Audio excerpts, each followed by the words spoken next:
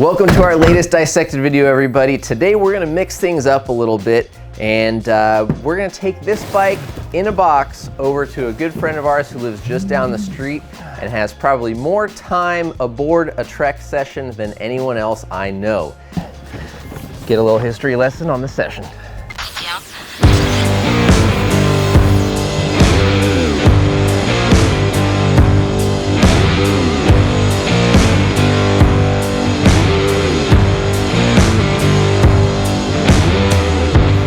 Morning! No way! What in the world? Is this the uniform for building bikes today or something, or what? Oh my god. Look at that. I swear. I got any cereal in my teeth?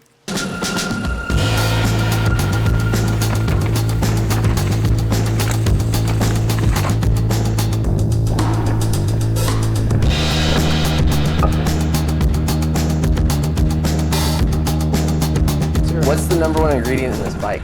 The number one new ingredient that differentiates it's got to be the high pivot with the idler pulley.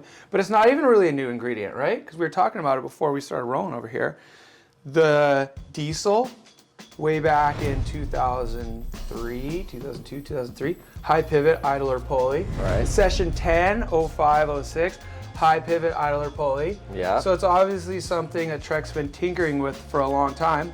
And the session always kind of bounces back and forth between like the first session was the session 77, which was like a free ride bike, you know? People weren't thinking World Cup downhill with the session 77. That's like built specifically for chucking it, you know? Yeah. And then session 10, that was a downhill bike, but it was still like, you know, fringy, like free ride style, but that was like straight up made for speed. My brother actually was riding Trek back then. He rode that Junior Worlds, Fort William, session 10. Oh, right. Dude, I totally forgot about that. Yeah. But then obviously session branched out into what it became, you know, like tons and tons of World Cup wins, the most World Cup wins out of any frame. You know, like the Gwin era, the Atherton era.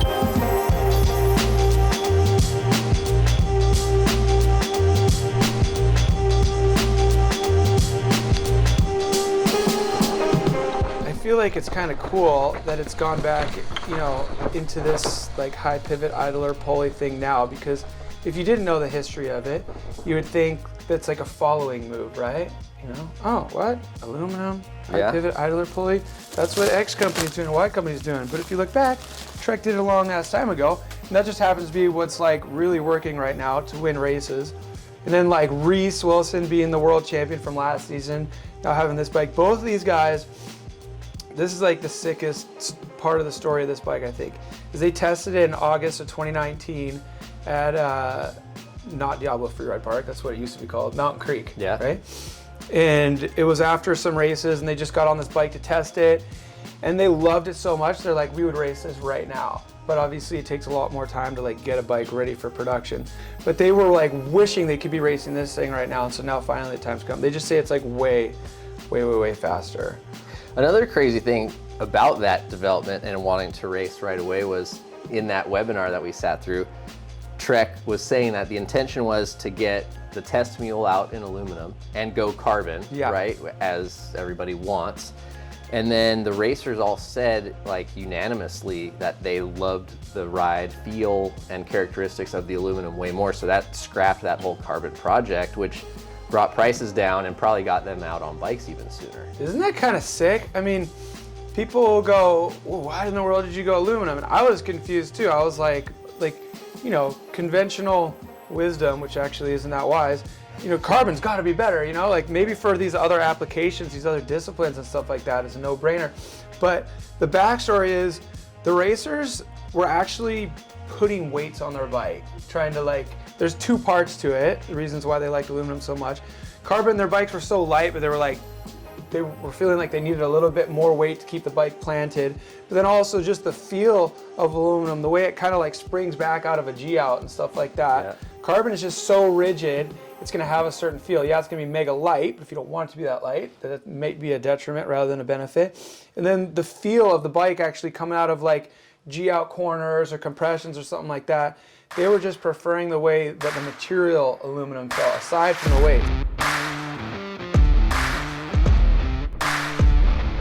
one of the things that they were doing, and a lot of companies still do, is custom links to change progressivity and suspension characteristics, and that's now built into this bike. Yeah, that's sick. I knew they'd been doing that for a long time. They would come up with a special link to kind of change the progression rate, because racers don't want to blow through their travel. You have a finite amount of travel. You need it to be as efficient as possible. So you're sticking to the ground, you're absorbing those small bumps with suppleness on the top end of the stroke. But then, periodically in a race you're going to get those massive hits. You don't want to just blow all the way through it. That's going to, that's not going to be fun for anybody. No, especially on the bike. Yeah, and so instead of like going through the process of making like special links, and that's kind of like labor intensive, swap the whole link out. It's just this flip chip right here. Right. And you can toggle between 20% progression and 25% progression. And so for the consumer too, if they like aren't riding the bike that hard, then the way to get more efficiency out of your travel is to make it less progressive, because you're not using all of it. But for a racer who's really hammering, that extra 5% makes it so, your little rubber band here isn't just smashed after 30 seconds of the run. You're actually efficiently using all that amount of travel. And I'd imagine the free riders and huckers like yourself probably want that extra progression. Yeah. And along with that, the ability to change wheel size and go with a 27.5 instead of just run 29 only. I figured you'd have to get like a different fork in order to go full 27.5. Right. But with the way they've like cleverly come up with the program for this bike, is it comes full 29. If you want to run it mullet, then you can throw the 27.5 wheel on the back and then flip your minnow link here. Yep. And there's also a cup down here to adjust your head angle accordingly if you're going to go full 27.5. Right. So you can go 27.5 front and rear by switching your minnow link and adjusting. There's a couple different spacers that come with the bike, I believe, right? Yeah, well, I think it's just like a headset cup, and it extends. It basically changes the height of the fork to accommodate. Right, so it raises it up essentially, I think, because the 29er obviously is a lot taller, so it keeps your ride height the same, all your geo the same. And then if you want to just run the mullet, then all you do is flip that minnow link, put a 27.5 in the back. Yeah, for the mullet, you don't have to do anything over here, right? Nothing. To be able to do full 27.5 or mullet or 29 and not have to like buy any other parts, have a different fork or anything like that, you get the little kit to be able to run it however you want. Yep. It's good, especially for small riders too, because the sizing is based on reach now. So R1, reach 1, R2, reach 2, like a medium essentially, and R3 for really long. But if you're a small rider, you're obviously going with the R1, and then you're probably going to want to just put 27.5s front and rear too. Yeah. So you can scale the bike down by being able to adjust the wheel size without throwing off the geometry. Oh yeah, other thing, chainstay length too, right? Yeah, that also gets scaled up and down. Thing. Without actually changing the length of the chainstays. Yeah. That took a minute for me. I had to rewatch the webinar afterwards. Chainstay length isn't the length of this piece of material right here. It's the length from the center of your axle to the center of your BB. And so basically that changes with where this pivot point is and where this hunk of metal, the chainstay, connects to the front triangle. So with the 3 different sizes, they've placed this connection at different places in order to keep the weight balance. Because if you had a way longer front triangle and the same length here on your chainstay, then you're going to have like a strange weight bias. The same way as if you had the ultra small frame and the same chainstay length, your weight's going to be not centered on the bike. So they just adjust where this chainstay connects to the front triangle, depending on what size the front triangle is, to make sure that your weight while riding is centered in the middle of the bike. And they've come up with those numbers based on testing, figuring out what's the most optimal position for the rider to be in the middle of the bike.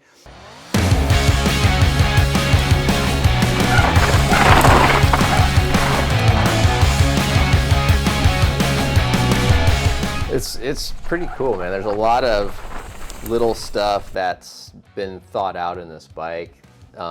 That makes it easier for shops and users. I know the option to run internal or external cable routing is cool. Even the way that the external routing is secured is really neat and tidy. Yeah, you don't even see it. Yeah, it would be tucked in. Yeah, it's right under there, so you wouldn't even see it. I like that because I know it's fancy to have internal routing, but sometimes you just want to ride, you know? Yeah. You've got really like well thought out, cleverly designed external cable routing option. If you know you're going to be swapping lines, especially hydraulic lines, you know, just simplifies the process, especially for like, you know, the privateer racer who doesn't have a full-time mechanic. Right. They get to the bottom of the hill after their last practice run, realize they need to change something, and they're the one who has to do it, you know? Yeah. So I think the bike's been like, you know, equally designed for the, you know, the top tier fastest racers in the world, with also keeping in mind the next generation coming up, being able to afford a race bike and, you know, efficiently get around to the races on a budget and, you know, work on your own bike. So another neat feature where Trek is really trying to keep, I guess, the privateer and longevity in mind, right, is the frame protection on this bike. I know in that webinar, again, they were talking about they were seeing a lot of damage from rock strikes on the down tube, and they've now got like a full-length removable down tube guard that's going to really protect the frame and let people pull it off, put a refresher on there, right? I think that's sick, because you know the way it goes.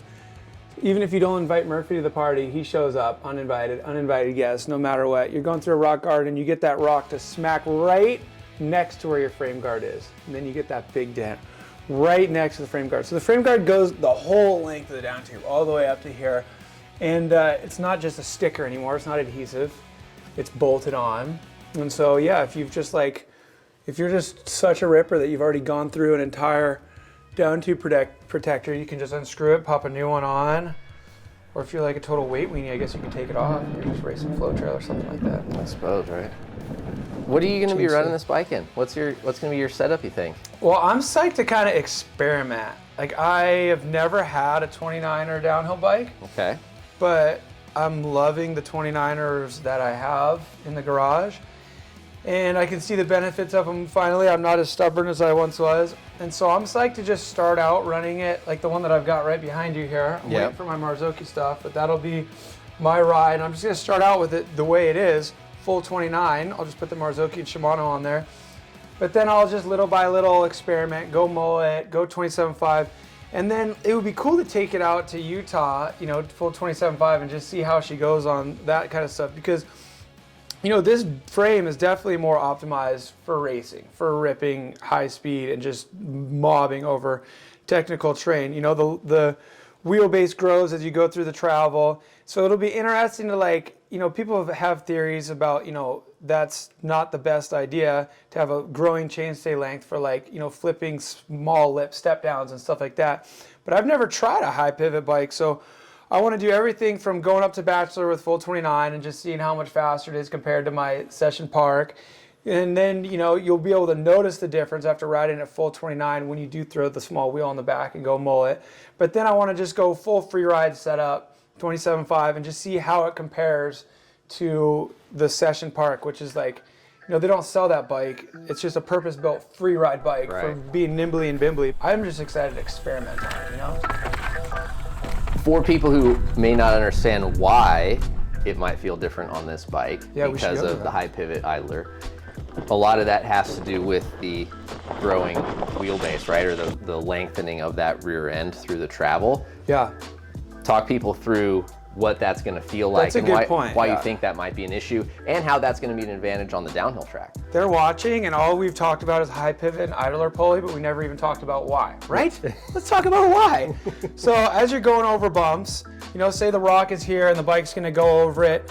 A typical wheel path as it goes through the travel, I don't know if you can kind of, let's get the angle. Typical wheel path is just kind of going to be straight up, and then you're kind of getting hung up on the bump, right? But with the high pivot, it allows the wheel path to go back and up. So like as this bump is making contact with the tire moves, the wheel moves back as it's rolling. So it kind of gives it more of an opportunity to roll over the bump rather than get stuffed into the bump. And that kind of just translates into like consecutive saved milliseconds, you know, adding up over the course of your race run, and just a smoother feel because you're not whamming into all those bumps. You're literally letting this wheel like push back and roll over. And so it just kind of translates to a smoother ride.